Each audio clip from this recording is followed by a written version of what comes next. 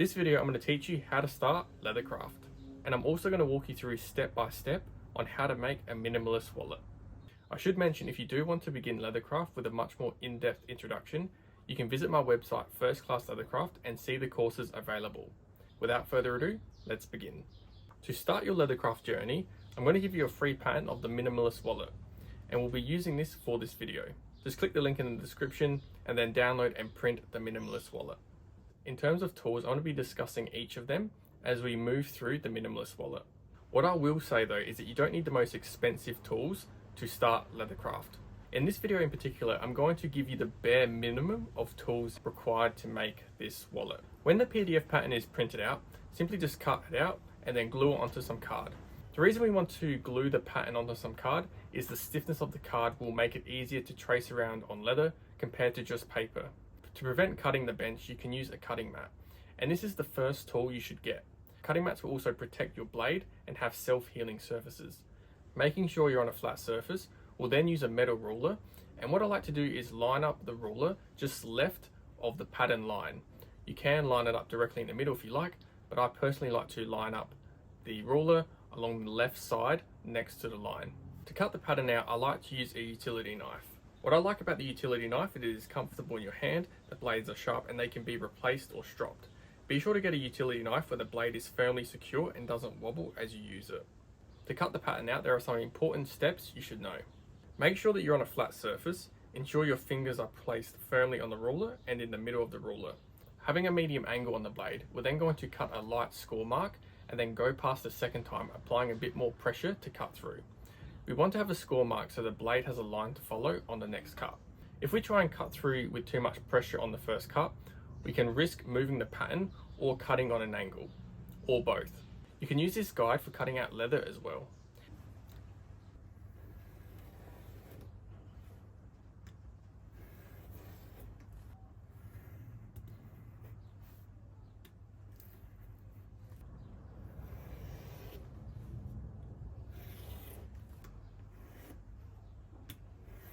Now cut out the rest of the pattern. Also remember, a sharp blade is a safe blade, so be sure to replace your blade when it gets blunt. Additionally, you can make a strop to maintain the edge of your blades. You can see how to make a strop here. Now that we got your pattern, we're now going to talk about leather. The first thing I want to talk about is the differences between a hide and a skin. Hides are from larger animals such as cows, and skins are from smaller animals such as calves, goats, kangaroos, etc. In this video, we're simply going to be talking about cowhide, as that is the more common type of leather, and that is what I'm going to recommend for a beginner. Rawhide or skin refers to when a hide or a skin hasn't been tanned, and as long as a rawhide or skin remains a rawhide, it is not yet leather. In order to turn a rawhide into leather, it must be tanned. There are two types of tanning. They are vegetable tan and chrome tanned. Vegetable tan leather is the oldest form of tanning, dating back thousands of years before Christ. This method uses natural tannins from plant material to turn the rawhide into leather. Vegetable tanning is a longer process compared to chrome tanning. It can take weeks up to 12 months depending on the tannins used. Vegetable tanning is an art to produce, and it requires a lot of labour and the knowledge to produce. For this reason, vegetable tan leather tends to be more expensive to chrome tan leather. Less than 10% of the world's leather is tanned vegetable tan. Chrome tanning was invented in the 19th century and is the process of using chromium sulfate to tan leather. This process is cheaper and faster that still produces high quality leather. Chrome tanning is the most common form of tanning today and is seen throughout most leather goods, upholstery, shoes and more. Tanneries can also use a combination of both vegetable tan and chrome tan, resulting in combination tan leather or re-tanned leather. A rawhide can be chrome tanned and then re-tanned vegetable tanned. Some combination tan leathers are highly sought after. Each tanning method has its own unique characteristics. With that said, however, once the rawhide has been tanned, the leather is still a blank canvas for the tannery to finish for its specific purpose. Here is a table of the unique characteristics of each tanning method. This table is generally speaking and doesn't take into account exceptions.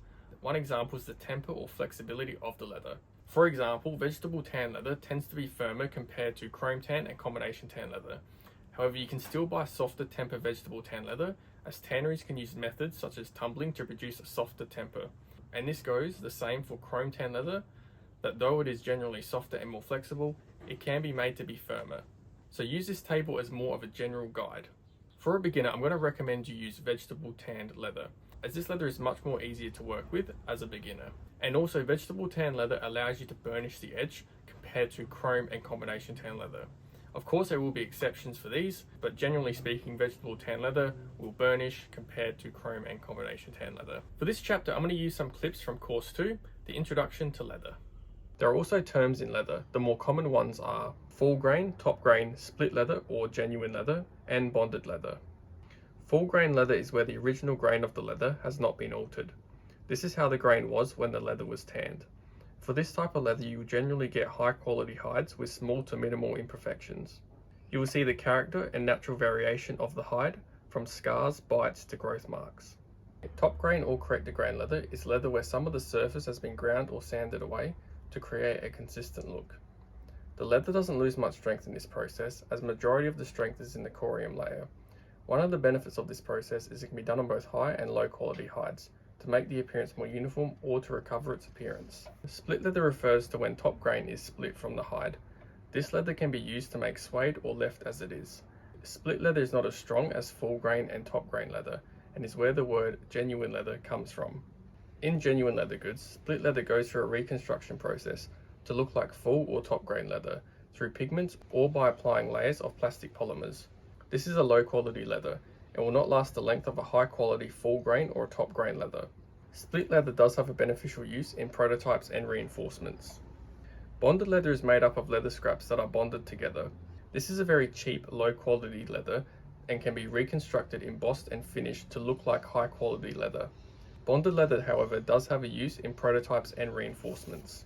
Because of the cheap price of split leather and bonded leather, you can actually use them to prototype and as reinforcements. In the case of prototypes, this is a cost-effective way to prevent using high-quality leather to prototype new designs. A common bonded leather is branded as Sauper or Salamander. This is covered in more detail in course 9. For the most part, you want to aim to use a full grain or a top grain leather, unless you are using suede or using bonded or split leather for prototypes and reinforcements. The finish of leather is what creates the final product. Vegetable, chrome and combination tanned only refers to how the leather is tanned. Once the leather has been tanned, the leather becomes a blank canvas. Leather can be aniline dyed, semi-aniline dyed, or pigmented. The leather can be tumbled to create a wrinkled effect and make the temper softer. Patterns can be embossed, such as pebbles, hatch, crocodile, and more. These different finishes, along with the tanning process, can result in a firmer temper leather or a softer temper leather, meaning different vegetable tan leathers will vary with different tempers, depending on what the tannery wants to achieve with that piece of leather. And likewise with chrome and combination tan leathers. This is why it's important to choose the correct type of leather and temper for your projects. Here is a table of some of the different finishes in more detail.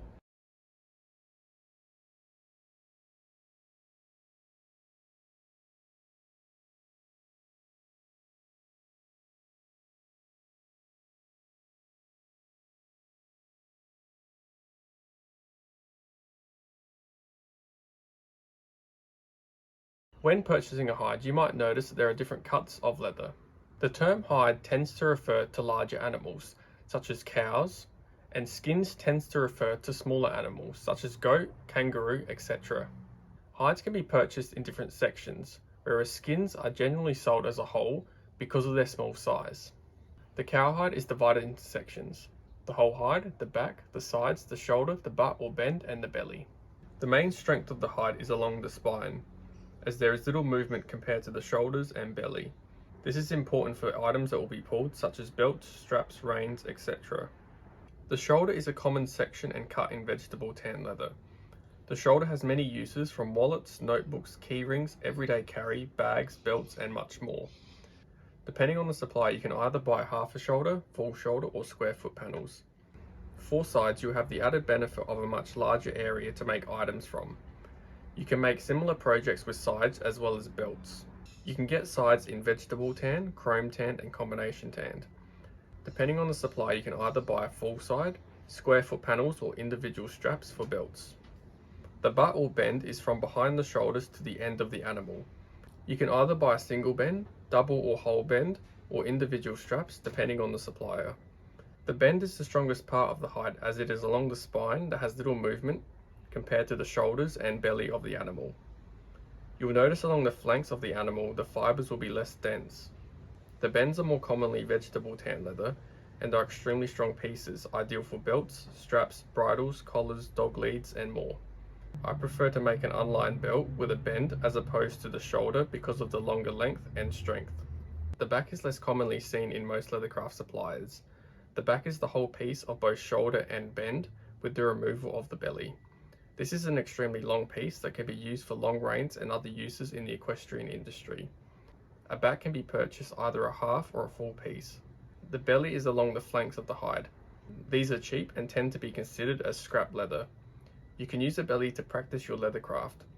The belly will have looser fibres compared to the middle sections of the hide. The belly can also have holes, marks and other blemishes. As mentioned before, the effort required in vegetable tan leather tends to make it more expensive compared to chrome and combination tan leather. Let this not deter you from using chrome or combination tan leather, as there are high quality chrome and combination tan leathers. Now that was probably a lot of information. In short though, what we're going to focus on is using full grain or top grain smooth vegetable tan leather, either dyed or undyed. The term commonly used to describe dyed leather is aniline dyed leather or aniline leather. There is also semi-aniline and pigmented. Aniline dyed leather, semi-aniline dyed, and pigmented leather have their advantages and disadvantages. For a beginner, I would recommend aniline dyed or semi-aniline dyed leather. For most leather goods, a shoulder or side will be what you will generally use.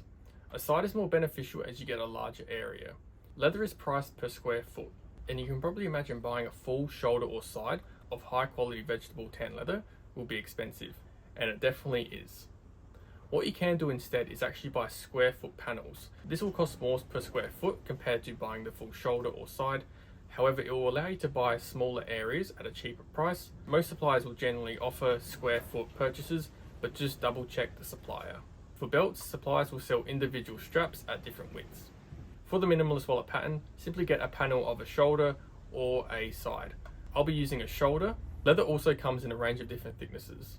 Different projects will be better suited for different thicknesses, and thicknesses will vary depending on if you have a lining, if you don't have a lining, and also depending on the style of leather goods you want to make. You can play around with the different thicknesses, and of course there is a general guide. What I'll recommend for this wallet is a 1.2 to 1.5 millimeters. Now some suppliers will offer a free splitting surface, so if you find the leather that is quite thick and you want to have it split down, you can get it split down. However, this will depend on the supplier, so just make sure that the supplier has a splitting service. What we have so far is full grain or top grain aniline dyed vegetable tan cowhide at a thickness of 1.2 to 1.5 millimeters, using either a shoulder or side. The next step is finding that leather, and tanneries will tend to name their leather. So if you're a tannery tanning a lot of different hides with different techniques and methods for different uses, there will be names for those specific leathers. Just kind of like how a cook would name a dish, tanneries will name leather. Now, naming leather can also come in handy for marketing purposes. So having a name to leather can also carry marketing weight as well. But I'm going to give you a name of some leather that you can use. And a leather that I recommend using for a beginner is Buttero leather by the tannery Conceria Walper in Italy. Now the benefits of this leather is it's vegetable tan, it's aniline dyed, it's full grain, and it comes in also a range of different colors. It can be found at a lot of suppliers. It's very common, so depending on where you are in the world, it's very easy to find. This is also a shoulder piece as well, and another benefit of this leather is it's generally what you would expect high quality leather to look and feel like. It's smooth, it's quite firm, it's very easy to work with, so it's a great option for a beginner. The leather also burnishes well and patinas nicely. There is a downside though, this leather does scratch quite easily. That's one of the downsides of a more full grain aniline dyed compared to a pigmented leather. And this will vary from leather to leather of course, but with Buttero leather it does tend to scratch quite easily, so just be careful. However, the patina can sort of cover over those scratches, but I wouldn't recommend this leather for a bag. I'd mainly recommend this leather for more small leather goods, and for a beginner this is what I'd recommend. For this minimalist wallet I recommend piece of Buttero leather, and the benefits of this is that you can buy this in a square foot panel, so you don't need a lot of leather. You simply buy a square foot if you want, and that will be enough. Now again, that was probably a lot of information, but we are about to start the wallet. I'm going to walk you through this wallet step by step, and as mentioned before, I'm going to give you the most minimal tools that you can use to make this wallet. The reason is you might start Leathercraft and then decide that you don't want to pursue it, and that's completely fine. So to prevent you spending hundreds of dollars on expensive tools, so what I'm going to do for you is just give you the small bare minimum that you can use to make this wallet, and then if you want to pursue this, then you're more than welcome to. So let's begin the minimalist wallet. Now that we have our card template, place it onto the leather and trace around it. For this, we're going to be using a round awl or scratch awl. Get a metal ruler and cut these out using the same techniques I spoke about before. Once we've cut out the pieces, the next step we're going to do is bevel these top pocket pieces. I use a size 0 for most of my leather goods and a size 3 for belts. A size 0 takes less of the edge off and makes the edge look refined. On a small piece like this, I like to start off on the flesh side and then flip over onto the grain side. Now we're going to burnish these edges. Burnishing uses heat by friction to smooth and compress the fibers. This makes a smooth finish and generally only works on vegetable tan leather. You can stain the leather edges, which is something I like to do, but we're going to do a very basic burnish by using water, a wood slicker, a piece of canvas or denim, and some Columbus wax or beeswax. In course 7, how to burnish leather edges, I give a more in-depth tutorial. However, in this video I'm going to do a very basic burnish that doesn't require a lot. We're going to start by applying water.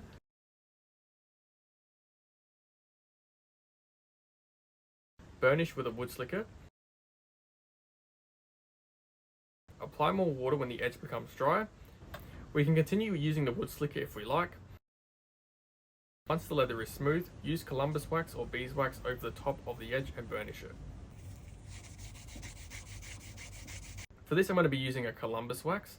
There are advantages and disadvantages of Columbus wax or beeswax. Once the leather is smooth, that is how you can burnish an edge. Now that we've finished burnishing, we can apply adhesive to bond these pieces together. There are two adhesives I'd recommend: PVA glue or water-based contact adhesive.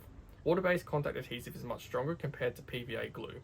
Before we apply the adhesive, we'll mark out where our top pocket will go with the scratch awl, and then use the scratch awl to scruff up the grain surface of leather for better adhesion. It is not necessary to do this for water-based contact adhesive, as it is a strong adhesive unless the leather is really oily, like English bridal leather.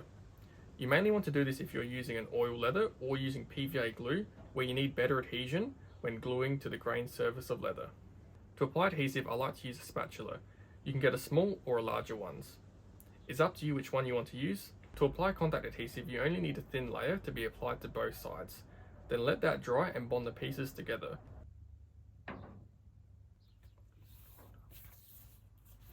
We'll then apply adhesive to the flesh sides and then bond them together.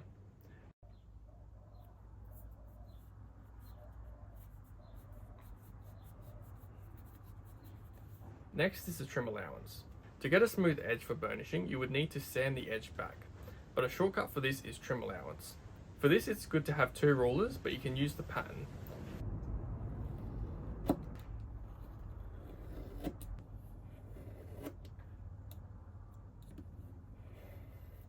Trim allowance helps you get a smooth edge and makes burnishing easier.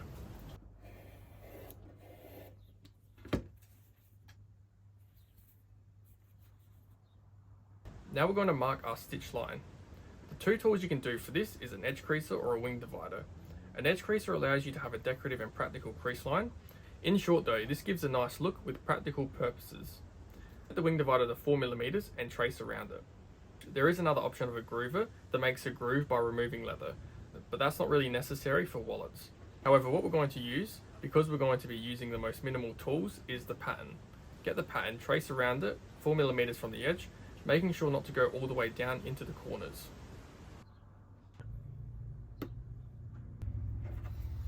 The next thing we need to do is make stitch holes. The two most common tools for this when hand stitching is either a pricking iron or stitching chisel. Pricking irons are more traditional as they were used to mark the leather, hence the name, and a diamond awl was used to make the holes. This is because pricking irons traditionally had larger tapers from the teeth going into the handle. So to prevent the large holes on entry compared to the exit, a diamond awl was used. Today, pricking irons can be manufactured to be less tapered compared to traditional pricking irons, and in most cases the awl doesn't need to be used. It's optional to use one. I like to say it's better to have one and not need it, than need one and not have it. Here are some tips if you decide to buy an awl. Stitching chisels were designed to not need an awl and go straight through leather. The teeth can also come in different shapes from slanted, diamond, round and more. For pricking irons, the most common type is slanted or French style. This gives a slant that gives a nice angled stitching. Stitching chisels tend to have a larger options. It's personal preference what you use. What I like to use is pricking irons with slanted or French style teeth. Similar to slanted teeth are diamond teeth. Slanted and diamond teeth can give angled stitching. Now there's more. Pricking irons and stitching chisels can come in a range of different sizes. These are in millimeters, SPI or TPI. The most common is millimeters, and that's the distance between two teeth.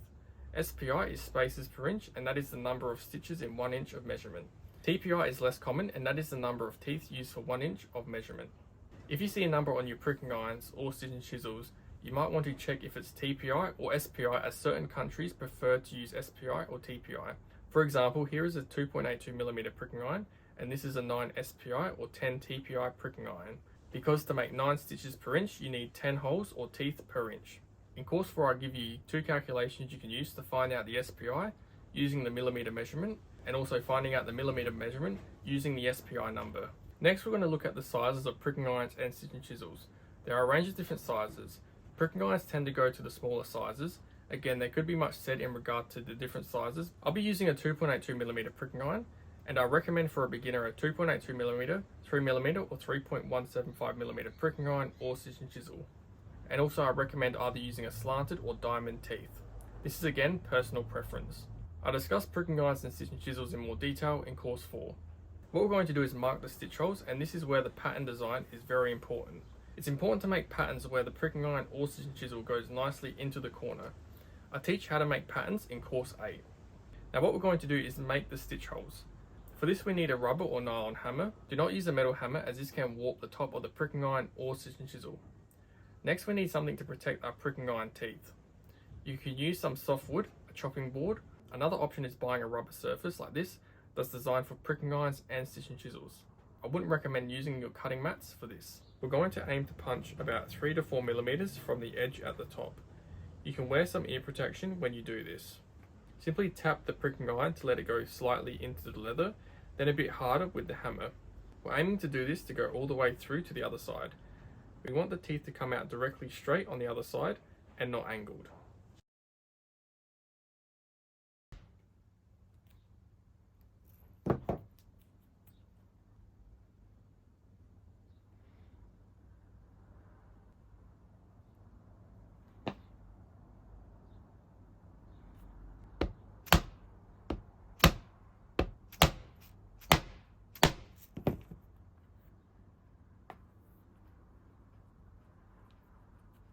When we get to the corner, what we're going to do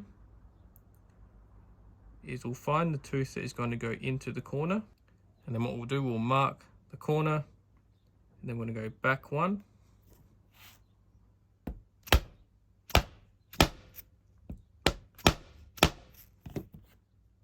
go through, and with that corner part that's been marked,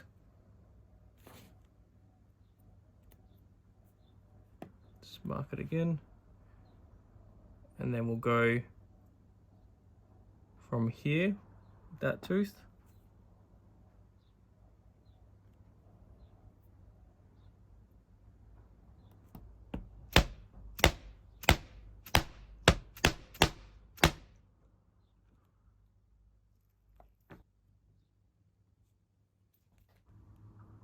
and you can just continue on. Find the tooth that goes into the corner, mark, go back, go through,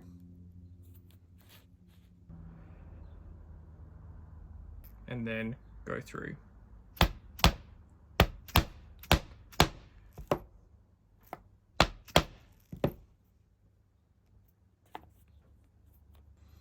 And then finish off the pattern.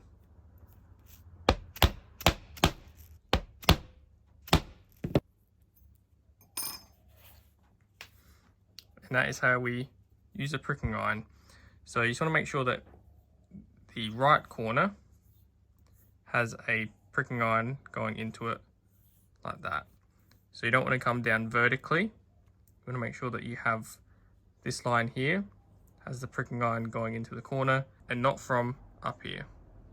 The next thing is using a thread and needle that is suited to the pricking iron or stitching chisel size that we are using.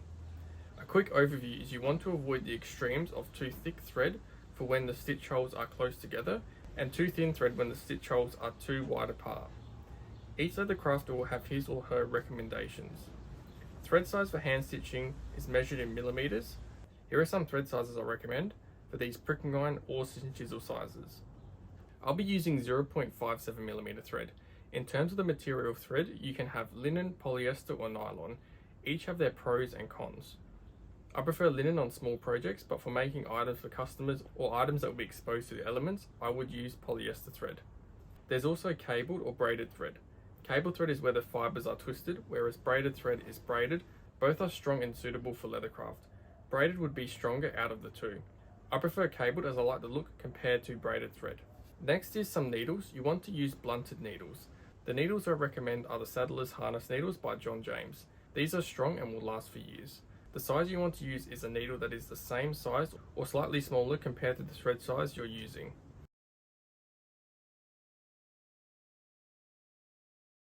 Now we're going to get the amount of thread for this project. We use 4 times the length of the project with some excess. 3, 4, 1, 2, 3, 4, 1, 2, 3, 4. We'll also have some excess for the end of the stitch. 1, 2, and also excess for the threading of the needles. Because I'll be using linen thread, I'll wax the thread with beeswax about 3 to 5 times. Then get your thumb and forefinger, just pull the thread through just to even out the wax and also just remove any excess. Pass the thread through the eye of the needle, bring it through, bring this up. We're looking to pierce the thread, aim roughly in the middle, bring down, do that again, and do it a 3rd time.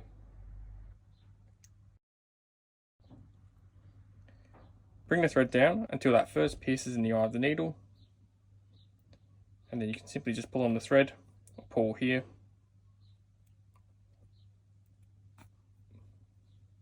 and there we go. To hand stitch, it's a good idea to have a stitching pony. I have a video on hand stitching. You can watch this video here, and we'll be using method 1, stitching with a cast.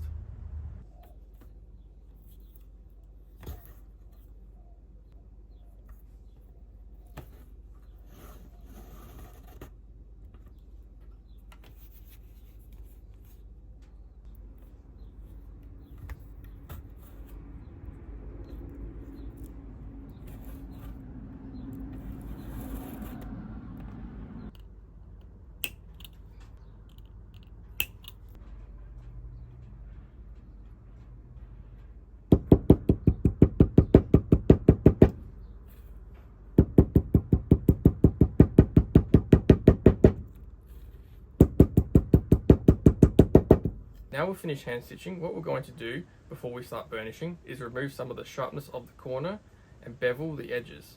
I personally don't like sharp corners, so what I would do is, using my utility knife, cut a 45-degree angle on the bottom corners. I try and remove only a small amount. Next, remove a bit at the top. I go on a slightly different angle. Next, we can bevel the edges. Remember to do the corners too. If you start to burnish and the edges aren't beveled, the edges can mushroom over and that won't look or feel nice.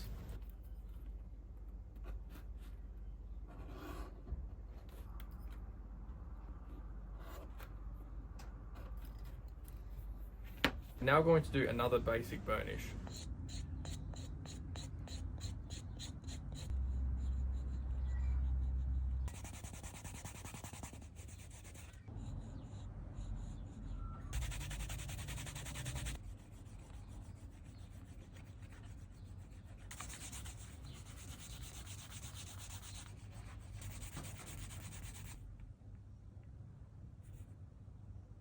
And that's it.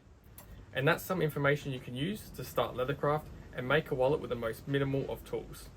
Remember, this is a very basic introduction to start Leathercraft. There's so much more learning to do. I would also recommend you getting some split leather or bonded leather, as this can be a great option for when you are prototyping new projects. And also don't forget to see the courses I have available if you want to learn Leathercraft. Hope you've enjoyed this video. Be sure to like and subscribe, and don't forget to enjoy your leather crafting.